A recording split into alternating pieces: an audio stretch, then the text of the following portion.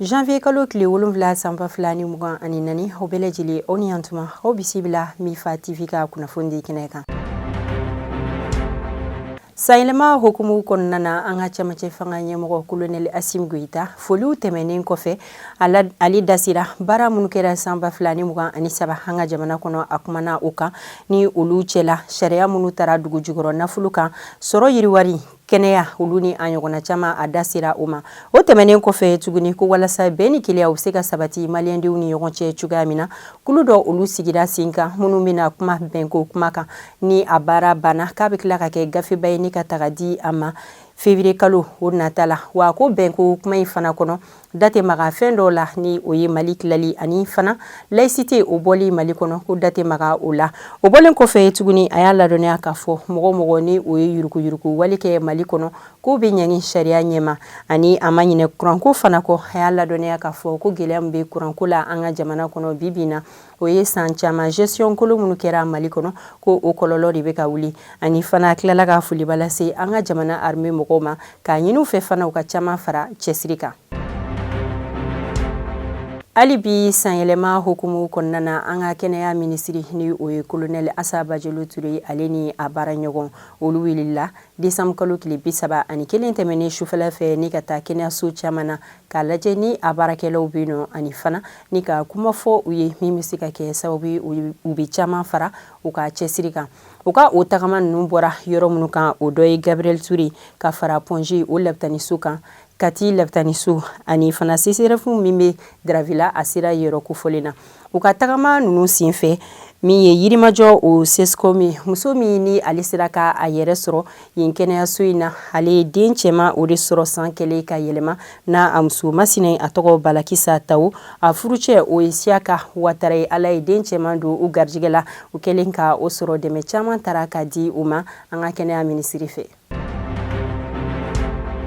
Hali bi sanyɛlɛma hokumu kɔnɔna na an ka minisiri mun ka baara ɲɛsinnen don sirako ma ni o ye Madame Dambele Madina Sisoko ye ale ni a baarakɛɲɔgɔn olu ye sensibilisation kɛ 31 décembre o su tɛmɛnen na walasa sirabanga kasara caman bɛ se ka bɔ u la cogo min. Santan baara tɛmɛnen kɔfɛ MINUSMA mɔgɔw olu ka baara ɲɔngirila Mali kɔnɔ décembre kalo tile 31 tɛmɛnen na hokumu kɔnɔna na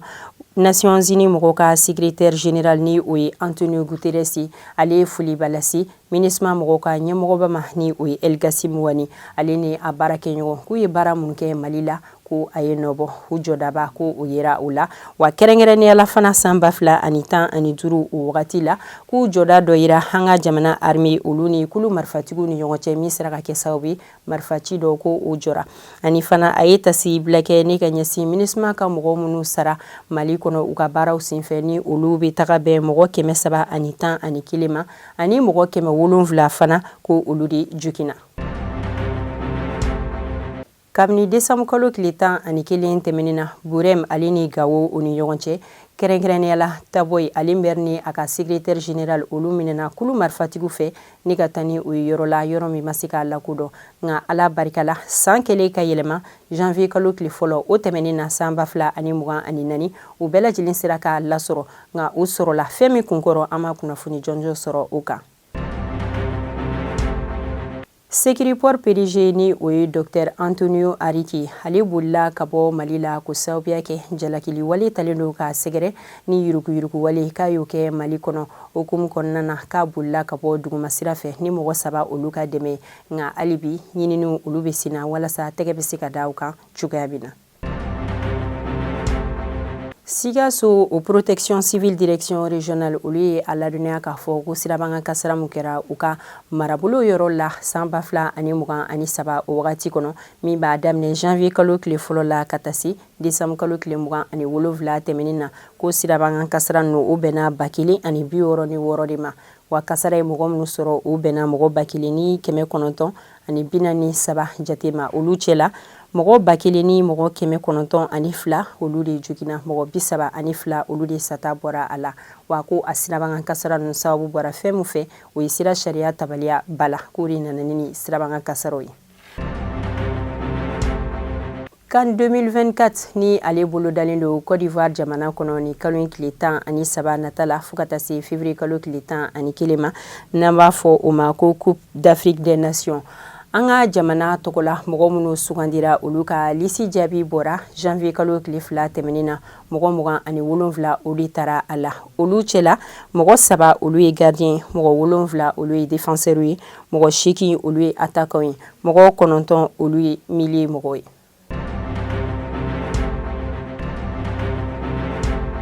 N'an bɔra an bɛ taga Gabon jamana na sanyɛlɛma hukumu kɔnɔna na u ka camancɛ fanga ɲɛmɔgɔ ni o ye Général Brice Oligui Nguema ale dasira a ye baara minnu kɛ kalo 4 wagati kɔnɔna na a ye ɲɛfɔli kɛ o kan. A y'a ladɔnniya k'a fɔ kalo 4 o kɔnɔ a ye jamana jɔ a sen kan ni ka se ka mɔgɔw bila baara la wa o cɛla fana juru minnu tun bɛ Gabon jamana na olu bɛɛ lajɛlen sera ka sara kalo 4 kɔnɔ ani gitɔrɔn o fana dara yɔrɔ caman na minnu bɛ taga bɛn kilomètre 421 jate ma. Baara ko dira mɔgɔ caman ma fana minnu bɛ taga bɛn mɔgɔ 80 ani mɔgɔ 900 ma ni olu cɛla école karamɔgɔ, kɛnɛya baarakɛlaw, furuba kunnafonidilaw ani ka fara force de défense et de sécurité mɔgɔw kan ninnu bɛɛ lajɛlen de taara ni kulu mɔgɔw fɛ ani fana ko ni laɲini ninnu sera ka sabati ka da waleya dɔw kan ni o dɔ ye kalo 4 kɔnɔ ale jɛra a ka jamana ɲɛmɔgɔya sara kɔ ni ka to n'a ka sara kɔrɔ ye ɲɔni a ka kɛ jamana ɲɛmɔgɔ ye a tun bɛ sara kɔrɔ min ta ale tora ni o dɔrɔn ye ani ka fara u kan u ka gouvernement mɔgɔw dɔ bɔra o fana na u ka parlementaire mɔgɔw fana dɔ bɔra olu hakɛya la ani fana u bɛ sara minnu ta dɔ bɔra o fana na a tilala k'a ka kuma kuncɛ u ka ministre mun ka baara ɲɛsinnen don tajiko ma a ye a yamaruya min janvier kalo tile fɔlɔ o la u ka jamana gazi fan bɛɛ lajɛlen la o sɔngɔ ko ka o fana jigin.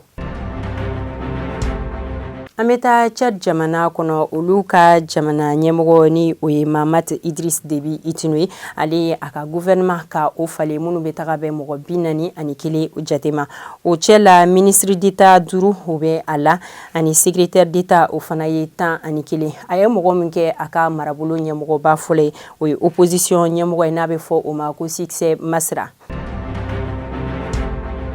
An ka kunnafoni an bɛ o kuncɛ ni diɲɛ bolikɛlaba dɔ ye kɛrɛnkɛrɛnnenya la farafinna jamana kɔnɔ ni o ye Benjamin Kiblaka ye n'ale ye bolikɛlaba ye ale fagara décembre kalo tile 30 o tɛmɛnen n'a ka dugujɛ a 31 n'a ka situ san 34 o jate la Benjamin Kiblaka ale yɛrɛ a bangera kabini mars kalo tile 4 san 1985 la ni o kɛra Mangoro. O hukumu kɔnɔna na Benjamin Kiblaka tɛnɛn tɛmɛnen mɔgɔ 2 tɛgɛ dara olu kan minnu ye sikana mɔgɔ 2 ye ko olu de jalakililen don a ka fagali koɲa la ni u si b'a daminɛ san 25 a filanan o bɛ taga san 34 jate la o hukumu kɔnɔna na u ka kiiri baarakɛlaw o ye ni mɔgɔ kofɔlen bila détention kɔnɔ tile 21 jate la ɲɔni finitigilakaw olu ka tila u ka ɲinini na. An lamɛnbaga jɛkulu bɛɛ lajɛlen ani an filɛlikɛlaw an sera ka kunnafoni minnu fara ɲɔgɔn kan bi o kɛra ni an bɛ foliba lase aw ma sanga ni a wagati bɛɛ lajɛlen la aw ka lajɛli ni aw ka kulomajɔ la ala ka an ka jamana ka basigi ka foliba lase an ka dibila baarakɛbagaw olu yɛrɛ ma kosɛbɛ a kan bɛ o la sanga wagati wɛrɛ ni ala ka jɛ.